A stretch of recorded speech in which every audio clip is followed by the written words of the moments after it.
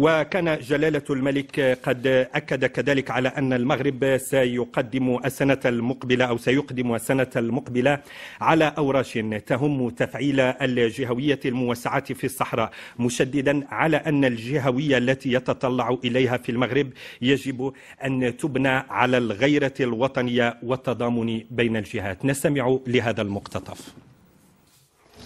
إننا نريد مناطق وجهات متضامنة ومتكاملة غيورة على بعضها البعض، فالمغاربة تلاقح حضاري أصيل بين جميع مكونات الهوية المغربية، وهم عندنا سواسية لا فرق بين الجبلي والريفي والصحراوي والسوسي.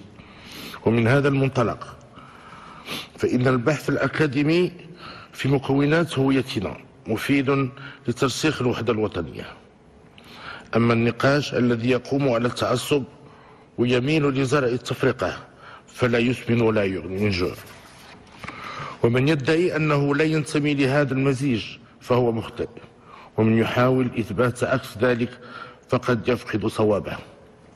ومن هنا فالجهوية التي نريدها هي استثمار لهذا الغنى والتنوع البشري والطبيعي، وترسيخ لهذا التمازج والتضامن والتكامل بين أبناء الوطن الواحد وبين جميع مناطقه.